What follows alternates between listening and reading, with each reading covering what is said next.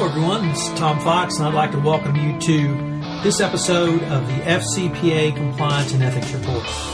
The FCPA Compliance and Ethics Report is sponsored by the Red Flag Group. The Red Flag Group is a business advisory, information services, and technology firm that helps clients manage risk areas across 4 key risk areas, including sales and sales channels, which includes distributors, resellers, and partners, suppliers, customers, and human capital, which of course includes employees and contractors.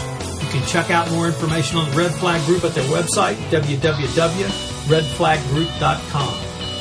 Today I am in a series of the 10 hallmarks of an effective compliance program. This is a series I've wanted to do for some time. So this podcast is going to be quite a bit different. It's going to be short, right at 10 minutes or so. And I'm going to go into a specific hallmark of the best practices compliance program as articulated by the Department of Justice and Securities Exchange Commission in the 2012 FCPA Guidance. This series is based upon my seminal work on doing compliance, which is of course entitled Doing Compliance, Design, Create, and Implement an Effective Anti-Corruption Compliance Program. You can check out my book at Compliance Week. If you go to their site, www.complianceweek.com, and then click under Thought Leadership, then in-depth reports, and scroll down, you'll see my books available. So I hope you will check it out. I hope this podcast series might interest you in learning a little bit more about the actual doing of compliance. Hello everyone, this is Tom Fox. I'm back for day 4 of my 10-part podcast series on the 10 hallmarks of an effective compliance program. We are at number 4, which is risk assessments. You really cannot say enough about risk assessments in the context of an anti-corruption compliance program. Since at least 1999, the Department of Justice has said that risk assessments that measure the likelihood and severity of possible FCPA violations are really the cornerstone of your compliance program. The FCPA guidance itself is very succinct when it states, assessment of risk is fundamental to developing a strong compliance program and is another factor the DOJ and the SEC will evaluate when assessing a company's overall compliance program. I think the reason is straightforward. If you can't define, plan for, or design an effective compliance program unless you've measured the risks you face. So what risks should you assess? The guidance states the factors you should consider, for instance, include the risks presented by country and industry sector, the business opportunity involved, the potential business partners, the level of government involvement, the amount of government regulation and oversight, the exposure to customs and immigrations.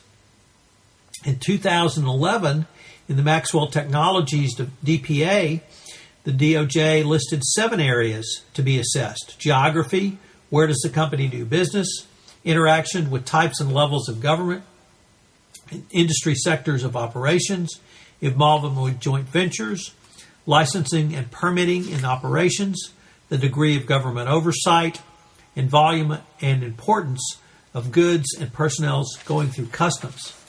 If we could turn over to the Ministry of Justice in the United Kingdom and their guidance around the UK Bribery Act, they listed 4. Internal risk, which could include such things as employee knowledge of the compliance program and associated risks, employee training and skill set, and the company's compliance structure or lack of clarity on its policies and procedures. Under country risk, this could include the perceived high levels of corruption, is highlighted by a Transparency International Corruption Perception Index. It could be factors such as the absence of anti-bribery legislation in a country, lack of implementation or perceived lack of government capacity or media, the local business community, and where civil society is influenced through the lack of effective anti-corruption compliance programs. It could also be a culture which does not punish those who seek bribes or make other extortion attempts. They suggest looking at the transaction risk.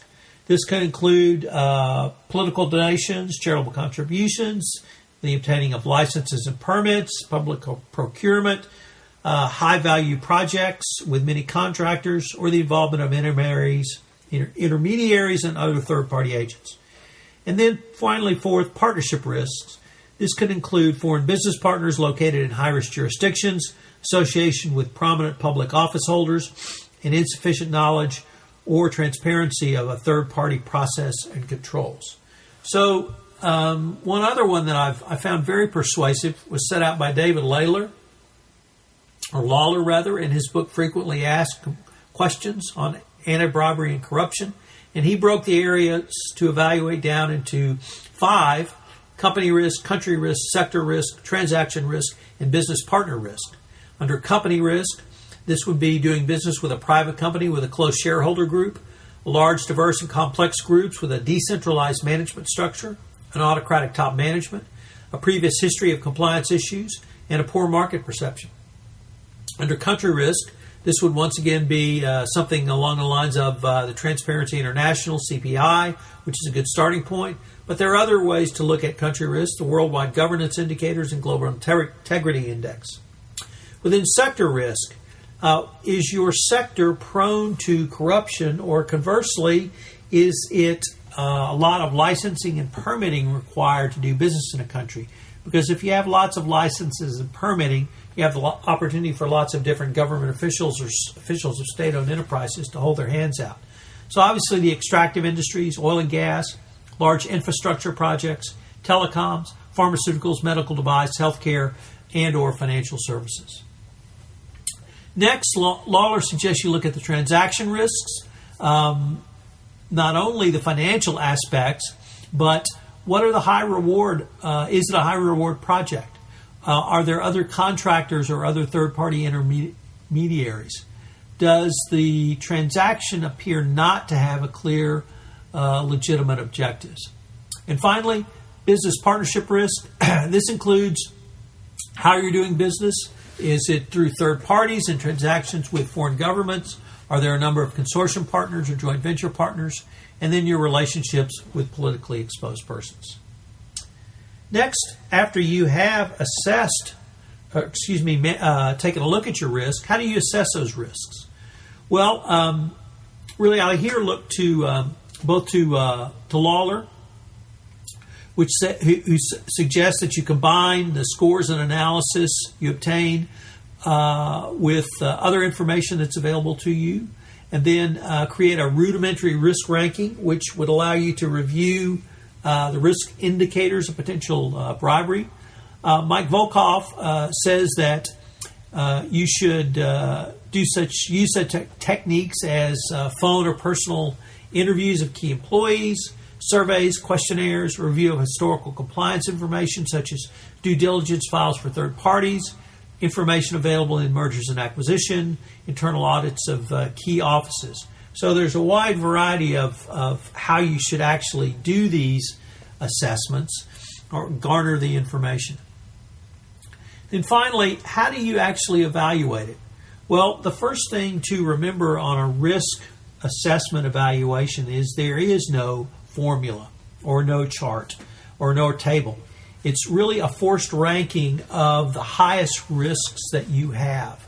So you could look at factors or categorize factors such as likelihood, which would be a high likelihood. You can have including the existence of written controls, written policies and procedures to help mitigate risk, leadership capability to recognize and prevent a compliance breakdown, any near misses, and your training and awareness program. Your priority factors are the product of likelihood and the significance ratings, which reflect the significance of a particular risk universe. It's not a measure of compliance program effectiveness to compare efforts, but it's a comparison across the spectrum. These priority rankings will allow you then to prioritize and deliver your risk management solution to the appropriate risk. And as you go down the scale, you can deliver a more robust risk to the higher risks. And then as you move down the scale, you can show this going forward. The key, though, is documentation of your steps. Everything needs to be documented. Document. Document your criteria, document your risk assessment protocol, document your scoring system, however you do it, and then use that as your roadmap going forward, because your risk assessment should inform your compliance program. That's what the Department of Justice really wants to see. If you want more information on how to do a risk assessment, how to assess a risk assessment, some of the things you can look at, I would urge you to check out my book, Doing Compliance, Design, Create, and Implement an Effective Anti-Corruption Compliance Program, which is available through Compliance Week. You can go to their website and check out more information on the book. This is Tom Fox. Thank you very much for listening to this episode of the FCPA Compliance and Ethics Report. Hello, everyone. This is Tom Fox. I'd like to thank you for listening to this episode of the FCPA Compliance and Ethics Report, where I focused on one hallmark in the 10 hallmarks of an effective compliance program. If you want more information, I hope you will read my blog post today.